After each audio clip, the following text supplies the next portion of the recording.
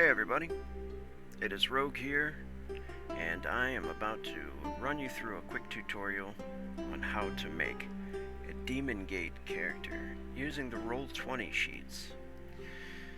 Alright, let's jump right in. You should have the... get out of here. You should have the Demon Gate PDF core book, which of course you can find at www.arcaneandsyndicate.com or at DriveThruRPG. You can pick it up there. I'll leave a link. You can go right to the character creation. If you got the PDF, you can use the hyperlinks, and it'll bring you up to 20 steps to creating a character. I'm gonna get this music out of the way.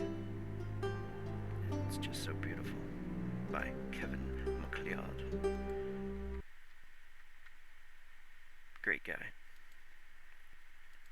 Alright, so what we want to do first is name your character. You don't have to, you can wait to the end. You want to pick a class and a race. In the PDF or in the Roll20 sheet, there is a list of classes here. If you don't have one, or if you're making a homebrew class, whatever, you can just leave it blank and then type it in down here. The race has the same thing, and when you put that race in, thankfully it'll automatically update some things for you, like your attributes, which you can scroll down and find here. Your hit points, mana pool, chi pool, and frenzy. We can all worry about that later, but frenzy pool is used for extra attacks during combat. You can burn those. They are the only one of your only one kind of your pools that does not regenerate, like chi regenerates, mana regenerates, hit points regenerate too over time. Frenzy, you have to buy them with experience points. When you get saga points from your game master, that's what you will spend to kind of upgrade your entire character. So saga points is what you'll be rewarded for, experience points, and be able to upgrade anything from like attributes to your health to your mana to your chi, your frenzy, your skills. We'll go all into that real quick while I show you this. First, let's start off by choosing your race. If you're using the PDF, you can go through and look at all the races. The Bog Kroll, which are ogres, the Eldrin, which are the elves, the Cuthalan, which are the reavers. You'll notice like a lot of these have two different names. They have the name that their own people call them, their original name, and then a lot of them have a name that other races will call them. Like the Mongru is the home name, and their tongue, that's what the name of their species is. And then most people call them dwarves. The Nephilim, the Watchers. All of these have, like, the Org is the original race, but then we call them the Orc. All of them will have this, as you can see. Also, there will be some subspecies as well that you can choose if you want to, that will modify the character in a few different ways. Each one also comes with a character name generator. You don't have to use it, but it's there just in case you want to like create a name that sounds similar to the tongue that they use, you know? So for now, we're going to make a dwarf monk. So we go here, we choose the Mongru. You have a few different choices: high dwarf, pale dwarf, or stone dwarf. Stone dwarfs, they come from the south. The high dwarf comes from the north. Let's do high dwarf. And the pale dwarf, they come from deep in the earth. Pale skin. And they are pretty much enemies of the surface race. Alright, and then we're going to pick monk. Blam. Alright, set to go. Now we want to find our attributes. These are the 8 attributes that we're going to find down here: strength, dexterity, body, perception, intelligence, willpower, charisma, and beauty, physical beauty. In the book, it gives you a method to use. You could use several different methods you can actually use to do this, but this is the method that I like. There is a buy system, a point buy system. If you want to use that, you get 100 points to distribute evenly, and you can, place them wherever you want.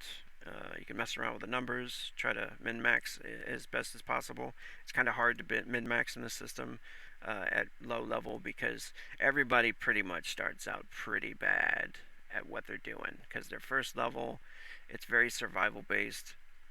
Everybody starts out with like twine, a couple of pennies, and a stone knife. It's bad. You don't get much to start out with.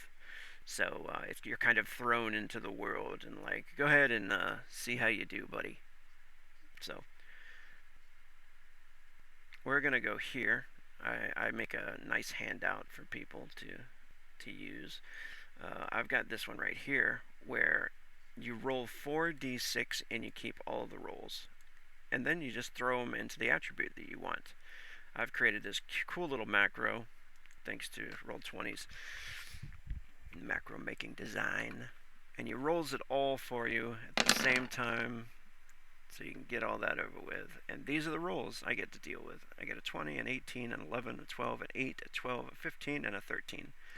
Now if you go to the PDF and you go to the monk,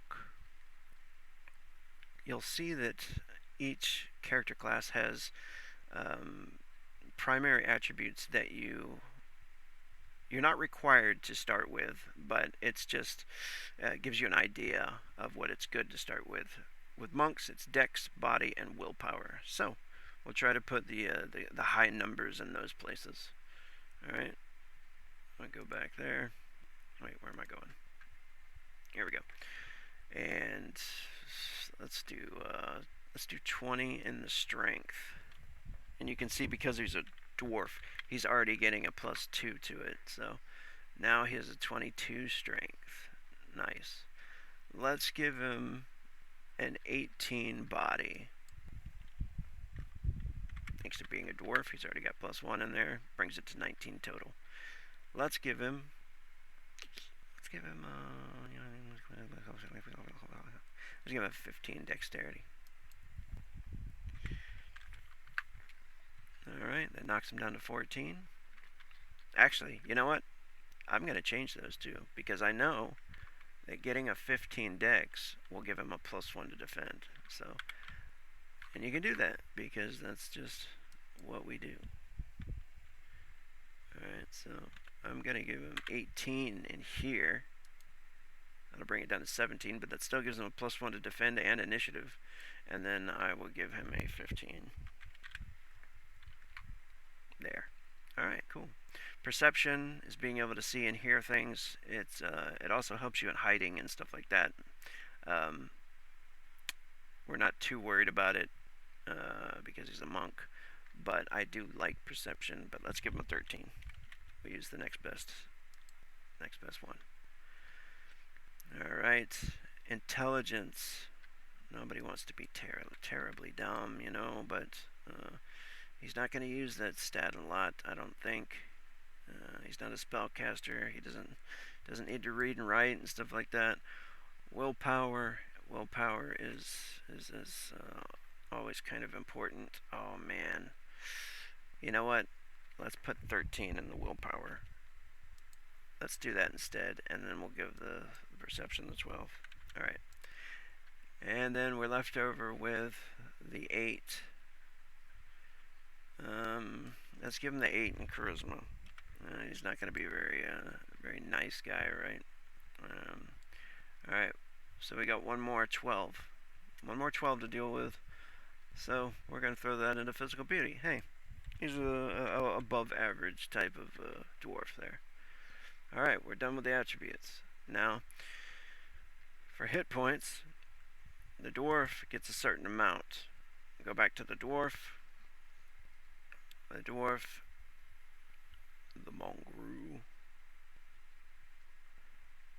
He gets a dice, and what you do with the hit points, you get to add whatever you roll on that dice to your body, and it's starting hit points D8 plus body. So let's roll that D8. Here we go. And we roll a 4. Alright. So 4 plus whatever his body is. He has a 16 body. He's going to start with 20 hit points. Not too bad. That's pretty basic. Around 20 hit points is not too shabby, but that's pretty basic for a first level character.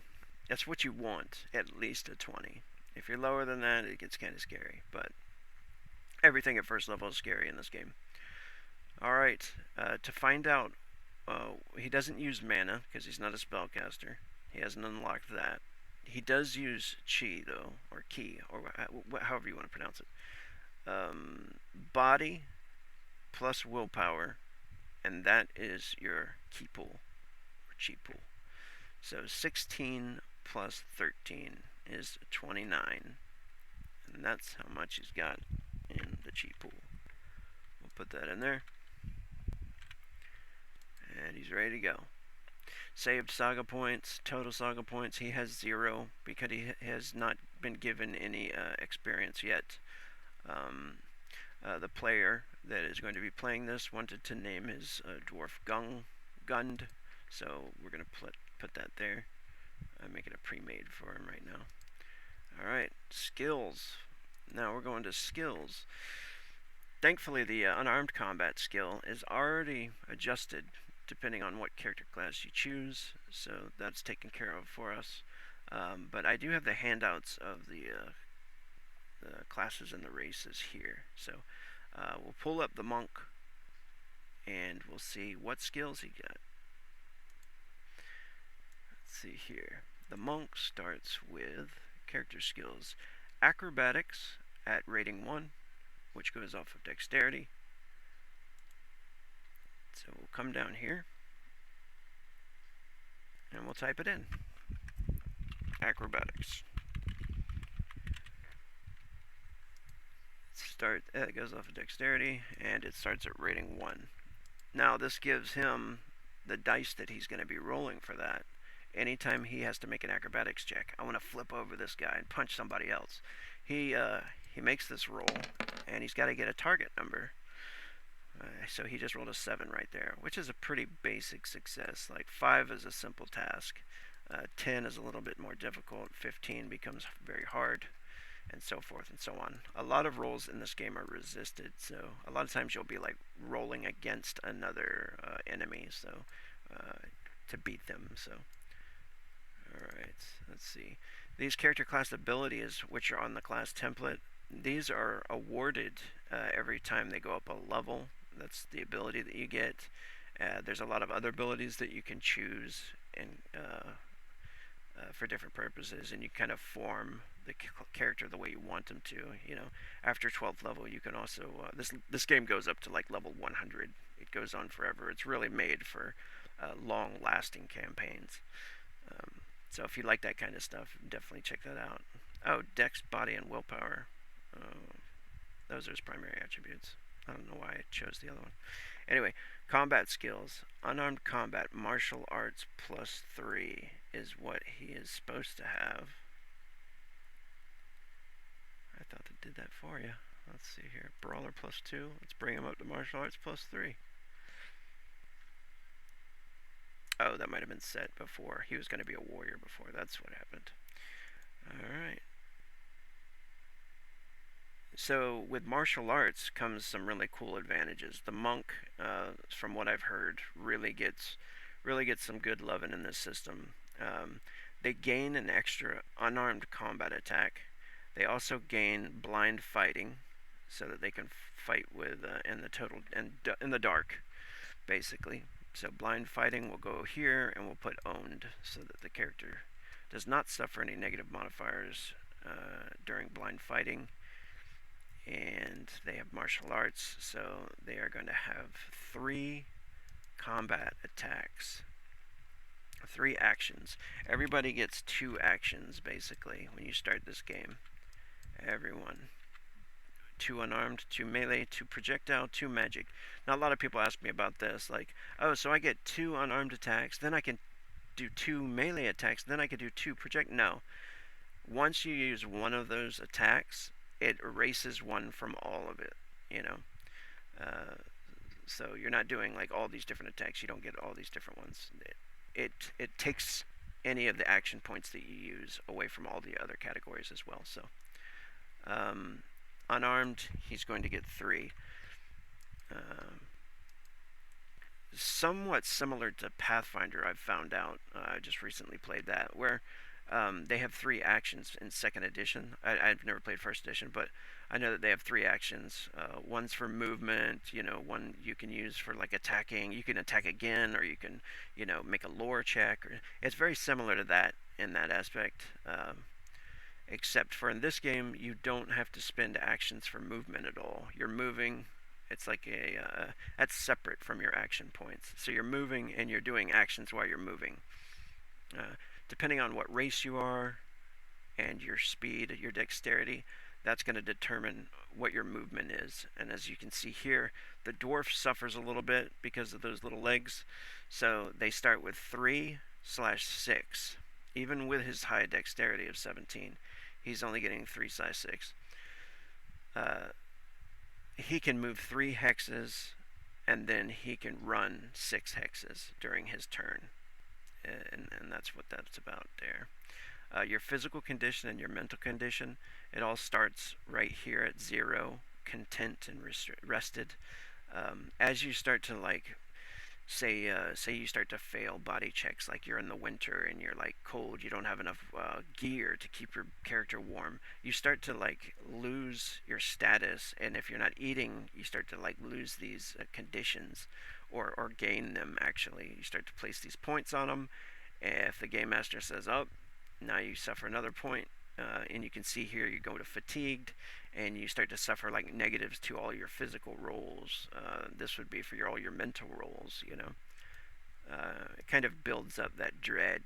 That's adds a little bit more stress as you're playing, so that you need to fix this situation. You need to eat. You need to get warm. It's kind of cool that way. I like it. Now let's go to what else on the character here. The character skills. We did the combat skills. We started the character skills. Acrobatics 1, theology 1. You scroll down here and put in theology. Now that is like your knowledge of religion and such. This one is based off of intelligence, so you can place intelligence in here. This is kind of cool here too, how it connects the attributes. I like this because at any time you can change these. Sometimes, sometimes you might be trying to use your theology skill in a charismatic way instead of just your knowledge of theology. You could be trying to convince somebody, how good your God is, how awesome it is. Maybe you could change it to charisma, and it'll change the dice for you. See here.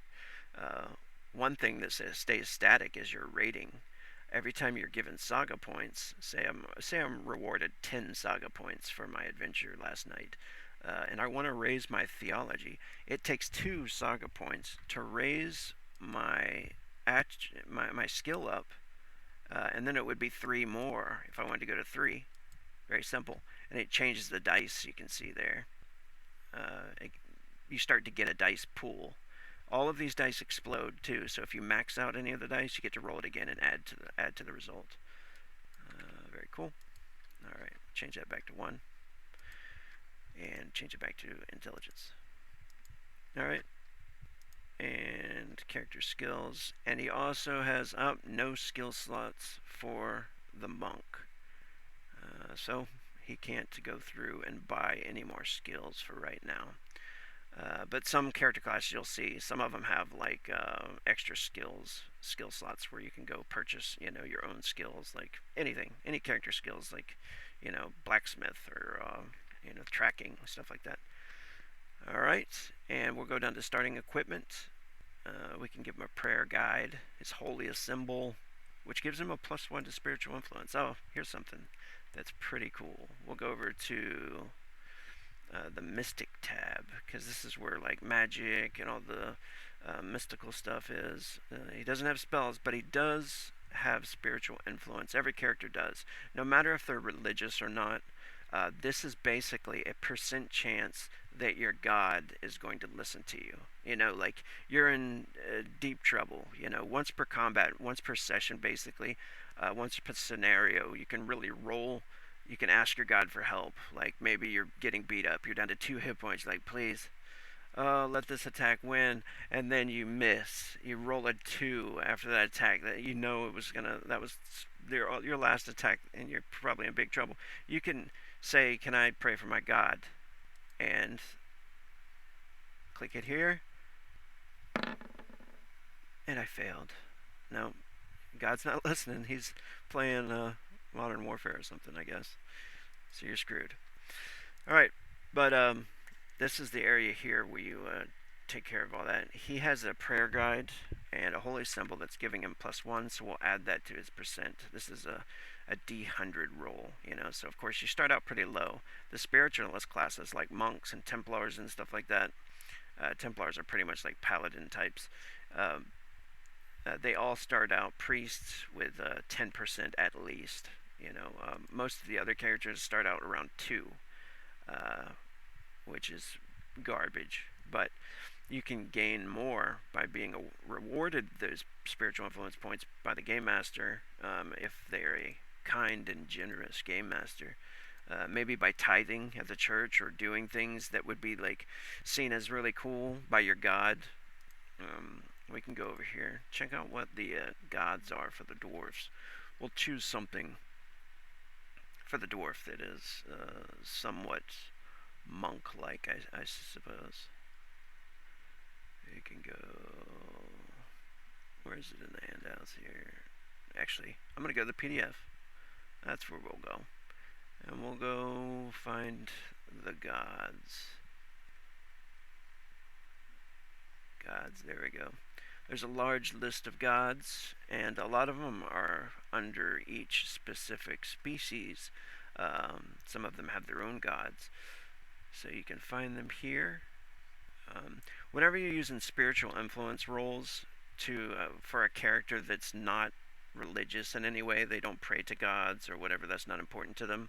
Um, it's basically just like luck, and that's how I like to look at it. It's a luck roll. It's not a spiritual influence roll. It's more of a luck roll. So you're making a roll to see if you can change the effect of something that happened, and sometimes you get lucky. I've seen people like save their friends and or save themselves. You know, you roll it every when you die. It's almost like you're dying saving throw. All right, the Mongru, the dwarves, they have 3 gods to choose from: Old Father, the god of skies, wind, and seas, or Stone Father, stone, steel, and gems. And then there's the Tree Mother, earth and creation. Let's pray to Stone Father. I like that. The symbol is the mountains and the amber. Wait, no, Old Father, definitely Old Father. Let's go. Place that here. All right. And one more thing we get to do here. Chi abilities. Choose a single Chi ability at 2nd level. Okay, so he doesn't get to choose yet, but he does get Chi Strike. Chi Strike. That is his first Chi ability. And what I'm going to do is I'm going to go in here under the gear, and I'll write it right here. Chi Strike. And this is basically, it adds a d6 to the damage whenever you throw in Chi to your attack. And damage dice explode as well. So it's a very cool mechanic. It allows you to, kill somebody with a knife or a punch, when and they have like way more hit points than you. Normally something that might, why bother using this attack? Any attack can do something, so it's good. What other gear? Anything else that I should write in here? Prayer guide, holy symbol, and sack. Oh, a D4 bits. That's how much money he starts with. Yep, I told you. Broke. So roll a d4. See how many pennies he's got. And we'll throw that in there. Two. 2 pennies. These are the monies in the system. Reticulum, Valkyrium, gold, silver, copper, bones. He's got 2 bones in his pocket. Alright. Prayer guide. We'll put that in here. And his holy symbol. +1 spiritual influence. And then he is almost finished. He does have one more thing to do. This is your traits. Character traits. You start out, you get what are called Ghost Saga. And this allows you to kind of define the character a little bit more. Traits are very interesting. You can get all kinds of stuff to like upgrade the character, just make them a little bit cooler. So let's go into the traits. And this handout here is handy. It has all of the collection from all the different books, not just the core book. The core book has the majority of them, but there's the character companion, which has a lot of pre-made characters and some new character classes and stuff, and mutations and all sorts of really cool additions. But this is a complete list of the traits that you can use for the game and for your character. Alright, you get 5 points to start with. Now, anytime that you get a bad flaw, it'll give you more points to your pool. When you get good stuff, it takes these points away. So you got 5 to play with, and you can only get 6 max. So you can get like bad things like addiction, overly aggressive, allergies, amnesia, an arch nemesis, an arch enemy, arrogant, awkward, and all of these things kind of they hold you to like playing and role playing this aspect of your character. Insanity, and remember, like these things will mess your character up. Like a lot of times, one eye, like some will take attributes from you, a zealot, and some will kind of force you to do certain things in situations when you're role playing. So you want to kind of be careful on how much bad stuff you get. Damned, like that one's pretty serious too. Like let's go check out Damned, or Cursed. Cursed is a good one. Let's see. Cursed. The GM flips a coin or roll a d4, calling 1 to 2 tails and 3 to 4 heads. If the answer is yes, the GM gets to add a d6 to the target number of your attribute or skill check whenever they see fit to do so. The GM cannot do this for every check, of course, but when they feel it may fit for the situation, maybe once per session at most. Yeah, so the Game Master can just randomly be like, you know what, I feel like adding something because of your cursed trait. There's a lot of good ones in here. Dark past, something terrible happened a long time ago, and they don't like talking about it. And if they talk about it, it can send them into mental fatigue and things like that. So we got 5 points, and let's see what we can do. You know what? Let's give him some more willpower. So, how much does willpower cost? Iron Will. It's going to cost 8. We only have 5 points. So, we need at least 3. Something for 3. Maybe starving? Starving would be good, I guess. Hunted. Let's do hunted. Hunted's always fun. Somebody is hunting this character. So, we will go to hunted. And unfortunately, it isn't drag and drop. Not that cool yet. Not that much programming in the sheet yet, but pretty simple because you can just copy and paste whatever you get into the sheet, and you're done. There we go. Now the dwarf has the hunted trait. Now we have 8 points to play with, but we're gonna buy Iron Will to kind of boost up the willpower a little bit. So let's go down here and grab Iron Will. What does Iron Will do?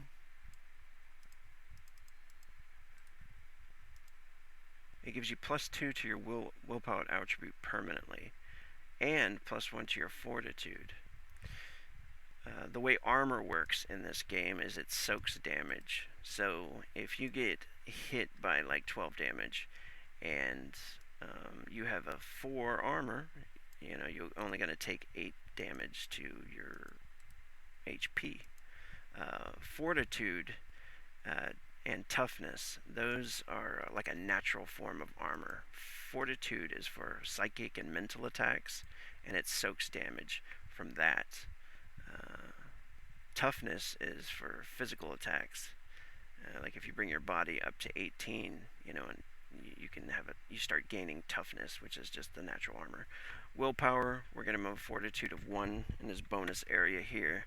So now he can soak at least 1 point of mental damage. And we're going to give him 15 willpower, which in turn is also going to increase that chi up by 2 points as well. So let's do that. Every time he uses a chi ability like Chi Strike, he's got to drain a d6 chi from the pool. You can only regain that from sleeping and meditation and stuff like that. So, alright. He should have his character class abilities as racial abilities in here. Alright, well, he's got Dark Sight in there. What else does he get for being a dwarf? Go to the handout or the character sheet. It looks like they get a couple of cool racial abilities like Stone Speak. You can just go in here like I was doing before and copy it in there. Stone Speak. Dwarves can basically concentrate on the stone, placing their hand on it, and after about 30 minutes of concentration, depending on their willpower check, they can somewhat commune with the stone. It's not going to like speak to them, but they can kind of gain information like where water is or things like that. They have a natural kind of affinity towards that. And they get hard-headed, +1 to body save versus knockout attacks. Kind of a situational one, but still good. And what else we got? Resolution. A +1 mental defense. That's a good one. That means anytime you're attacked with kind of psychic or mental attack, you get an automatic +1 to defend those types of attacks. Blood of the Smith. Anytime you pick any kind of crafting skill like smithery skills, you automatically gain a +2 to the level of it. And Dredge. That's for pale dwarfs only. Okay. Attribute modifiers are already in there. Alright. The character is set. Completed. Ready to rock at first level. I'm going to move this over here to mental defense, willpower, +1. He gets the bonus because he is a high dwarf. There we go. And Gund the monk is ready to go. What we can do now is I like to grab a token. Just type in dwarf here. I've been using Roll20 for a while, so I've got some tokens set up that you're kind of gonna have to, find on your own and upgrade on your own and stuff. If you know how to use Roll20, then there's no problem. You'll have no problem with this. You know what you're doing.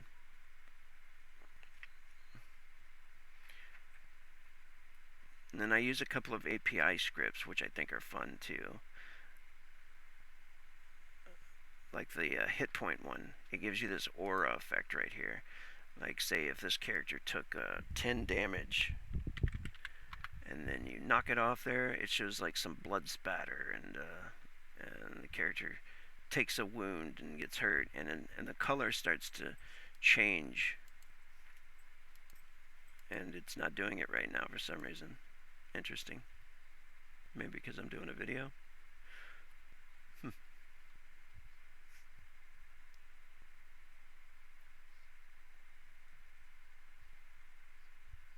Anyway, let's do this. We'll grab this dwarf. We'll put him here. And then I'm going to attach the character sheet. His name was Gund. Now it's attaching it. I'm going to put hit points in the green. And that's just because it's connected to the API script. It has to be green. Or that's how it's set up. And then I'm going to put frenzy here. So he has frenzy in the red bubble. Anytime he's burning any frenzy, he can just take it from the red bubble. And if he uses any chi at all, he can just take it from this area in the blue bubble. Oh, I see. Yep. The API script is kind of wonky right now. We'll go fix that real quick. Just reset them. Sometimes you get the API scripts going a little crazy. So you got to go back and reset them so that they all start working again. Go back into the game. Now it should work.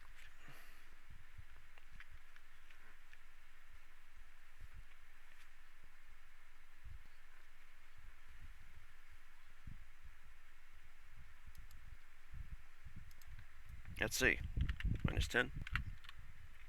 There we go. See, there's that blood spatter. And now his like aura is yellow. This is kind of cool because the players don't really have to ask the GM like what does he look like? Does he look pretty messed up? Like as they start to die and start to get really low, they start to turn red. So the players just kind of have an idea without asking you what their status is, you know. So there you go. He's back to full health, and now he's green around the aura. Very cool. Very cool API script. I like that one. And that one's called Aura HP, I think. Yeah, but anyway, that is how you make a character on Roll20 for Demon Gate. And thanks for watching.